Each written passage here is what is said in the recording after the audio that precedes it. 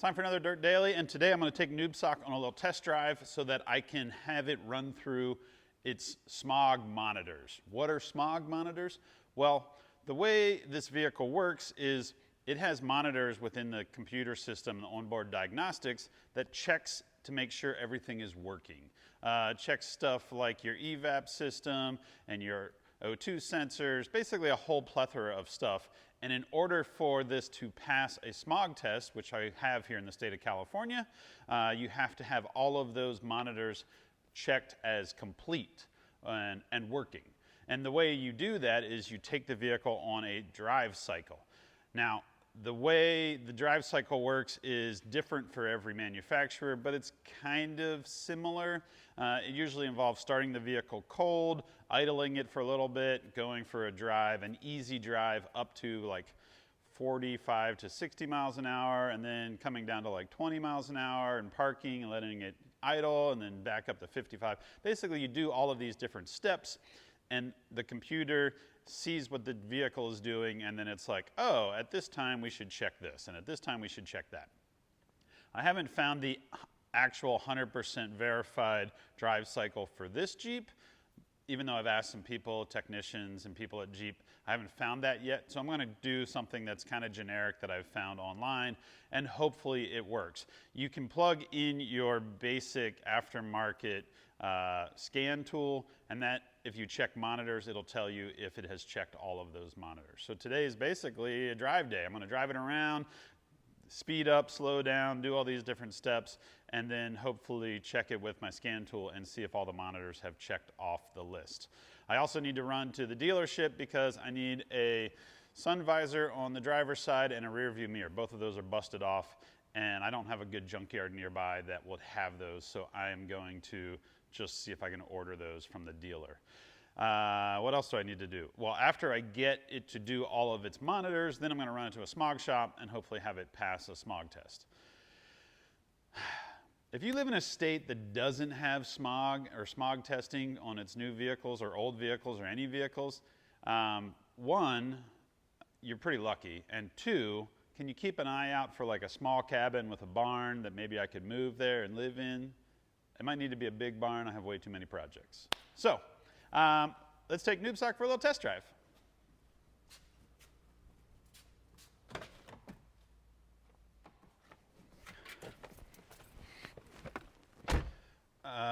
Two things. One, you cannot go to a smog test with a check engine light on. So yesterday, figured out that because the driver and passenger seat had been removed, that was actually firing off a check engine light because it was looking for a sensor under the driver's seat that says that you're sitting there, and also the airbag plugs. So once we got the seats back in and plugged those back in, I was able to clear those codes, and they have not come back on yet. So that is why the check engine light was on prior. Now we have to go through some steps, and I have printed out somewhere in here the basic drive cycle. One kind of walk through this, pretty simple. And this is a Chrysler drive cycle. I don't know if this is the most current one, probably hasn't really changed. Cold start. You basically want to start the vehicle cold. It's been sitting overnight, so it should be cold. Warm up engine for 5 minutes. So I'm basically going to start up, back it out, let it idle for 5 minutes. Then I'm going to drive with steady throttle at a speed between 40 and 60 miles per hour for 8 minutes. So I'm going to just find a country road and just kind of cruise along. Then you want to stop and let it idle for 3 minutes. Then you drive it again with steady throttle at speeds above 20 miles per hour for 2 minutes. And then turn the key off and leave it off for 10 minutes to run the O2 sensor heater monitor. So that's what this says to do, which is something I found on the internet. Whether or not that is the most current, who's to say? But let's take it for a little drive. And back it out of the shop.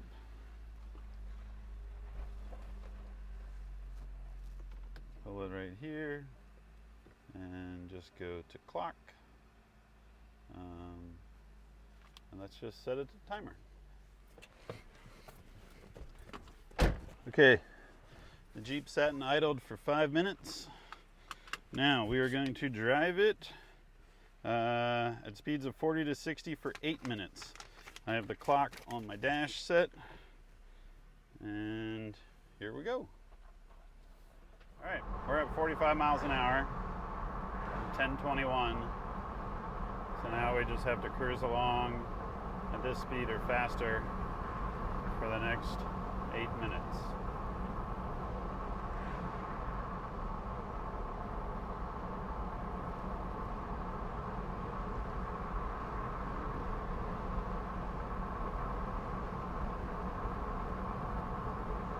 This thing doesn't ride too bad. I like the seats a little bit high. Let's pull this. There we go. That's a little bit more comfy. It says to accelerate gently through all of these steps. No hard braking, no hard acceleration. Luckily, there's a nice mountain road or kind of country road right outside from the shop, so I can just kind of cruise along as long as we don't hit too much traffic.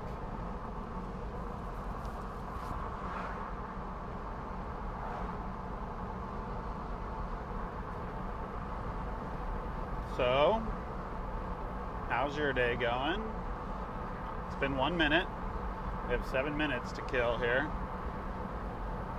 Oh, power line guys are working, but doesn't look like they're closing the lanes. So that's good. We gotta stay above 40.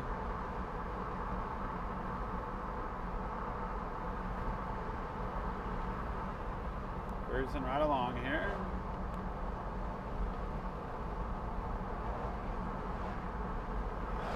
I don't have a rear view mirror here. It broke off, luckily. So I put the doors back on so I can use the side view mirrors. I don't know if it's broken off or just fell out, or oh, that's kind of a cool little fence that guy has there. I don't really drive out this road as much as I should and just kind of look around. This would be like, I haven't had a Jeep like this. It has air conditioning, it has cruise control, automatic transmission. It's really pretty nice. It's probably the newest vehicle I own right now. It's a 2018. It's definitely the newest vehicle I own.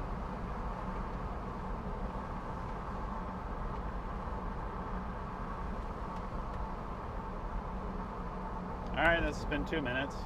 What are we going to talk about for the next 6 minutes? You got any questions?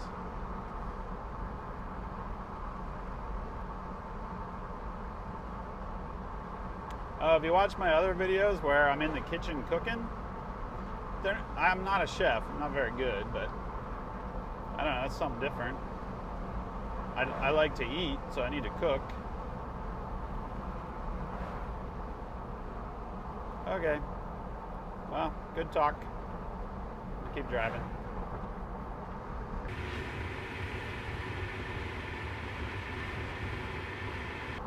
Three minutes.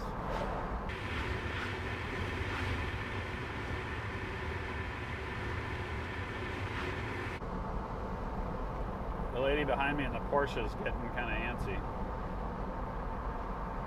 Sorry. I'm just jeeping.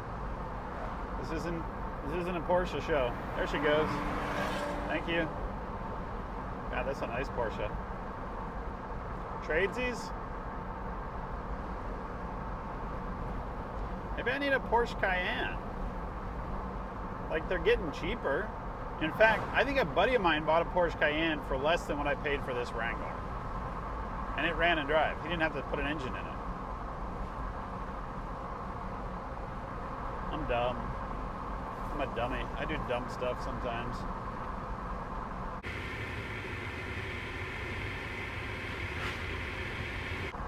This Jeep is on really big wheels.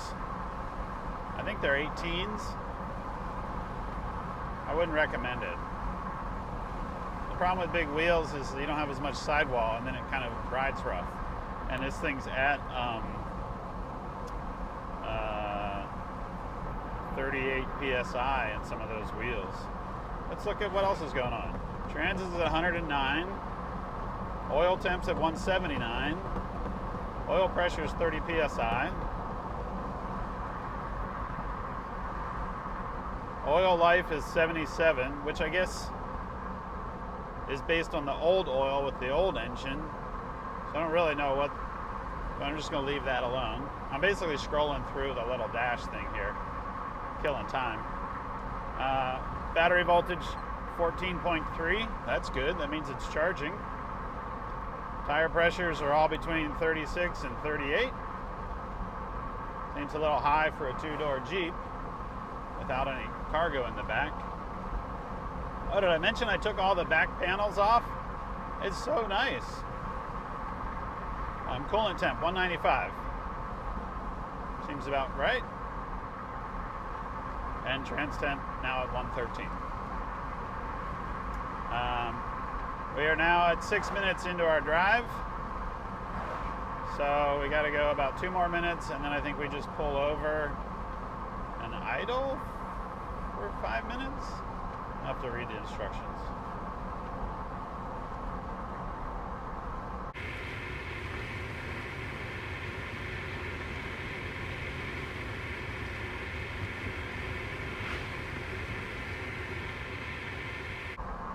Called and put insurance on the Jeep this morning.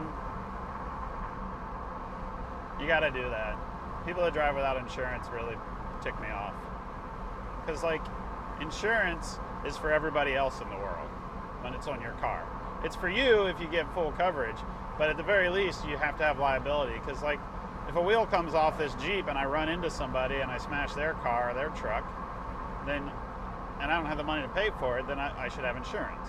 People that drive without insurance, I mean, I get it, insurance is kind of bogus because you're basically paying to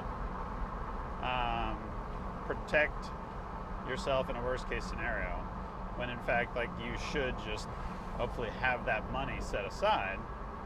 But I don't know, it's even worse when you don't have insurance at all, and lots of people drive without insurance, and I think that's annoying.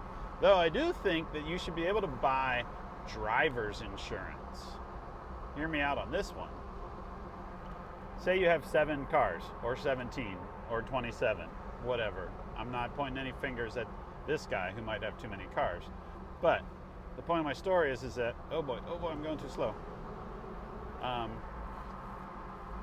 The point of my story is that you should be able to insure yourself and not the car. Insurance should follow the driver and not the car. The fact that they have multi-car discounts is bogus because they're still charging you to have multiple cars, especially when you can only drive one of them. So I don't think it makes sense. All right, I'm pulling over here. It's been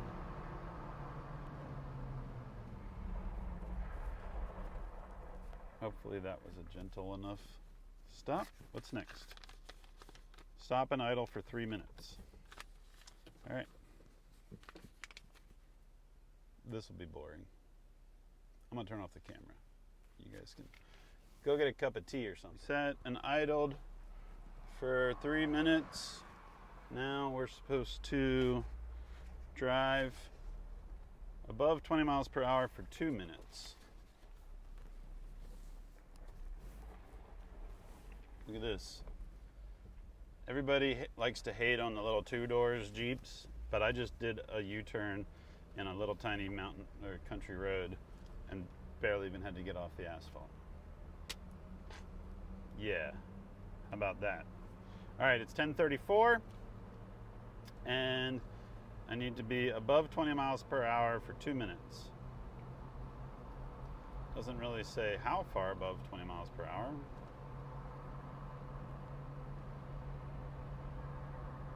So we'll go to 30.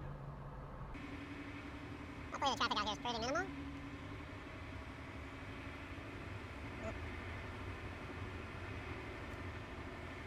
All right, we gotta go one more little section here and then pull off and shut this thing down for 10 minutes.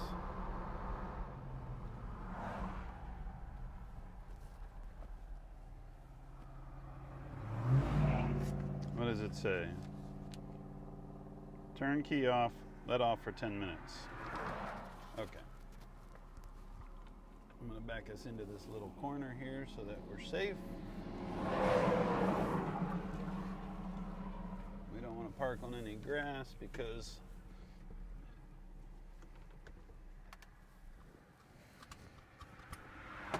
the hot O2 sensors and exhaust could start a fire. Let's set the clock. Okay, let it sit here for 10 minutes, and now I'm going to go for some more driving.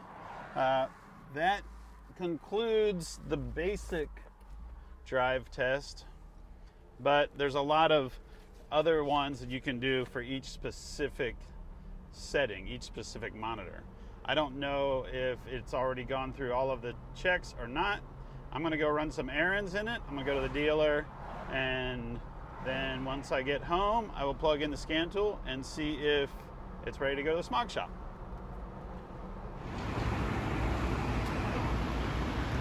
Walking back to this smog shop, went and got a coffee. This is the moment of truth. All the monitors say they are checked, but the smog guy still has the final word, so let's go see if NewbSock's street legal. Today's a great day. NewbSock just passed smog. Now I'm gonna go to DMV and see if I can get some plates. And we got insurance. We're just about street legal. Man, what a killer day so far. I got up, I had coffee, I called my insurance agent, I put the Jeep on the insurance policy, I hopped in the Jeep and I went on a test drive. I did all that drive cycle stuff. After I was done with that, I went by an auto parts store and grabbed some windshield washer fluid and topped that off so that light was off the dash. Then I went to the Jeep dealer and ordered a replacement sun visor and rear view mirror. While I was there, my buddy that's a technician was like, hey, bring it around back, let me plug it in. So he plugged his scan tool into the Jeep and was like, hey, all your monitors are set, you should go to the smog shop. I went over to the smog shop, crossed my fingers, paid the guy $50, and it came out, passed the smog, no problem. The $50 is what you actually have to pay to get smog tested. I wasn't bribing the guy to get it to pass. It actually did pass. So that was cool. Then I was like, I'm doing so well today, I'm just gonna go to DMV and see if I can get this thing buttoned up. Went to DMV, sat there for about an hour, and $300 later, I have license plates. Woohoo! Which is pretty cool because that means that like 3 days ago, we were ripping the engine out of this, and that was Sunday, and here it is Wednesday afternoon, and it's running and driving and registered and licensed and insured. Pretty cool. I'm a little bit concerned about this license plate though, because it's the first couple digits. You see there's a CEL, and if you speak mechanic, you know that CEL stands for check engine light. But I don't have a check engine light. Everything's working great. Coolant is 200 degrees, trans temp 185, oil temp 200 degrees, oil pressure 30, everything voltage 13.3. All the tires are still holding air, so I'm pretty stoked. NewbSock has one more stop today. I'm gonna take it. Oh, the other thing that I did on the way, which was really cool, I went by my buddy's, he's got a little shop where he does detail work, cleans cars, and he was like, bring it over this weekend and I will clean the interior, get all that scunge out. So this weekend I have to have it running so that I can take it to my buddy's detail shop, and he's gonna pressure wash it and get all the garbage out that the prior people have left in here. So, and get rid of all like the tape and all the marks on the outside so that it's clean and ready for me to start modifying. Oh, and I have one more stop. I'm gonna head over to the local feed store. I'm gonna put this thing on the scales and I'm gonna see what it weighs before we start modifying it.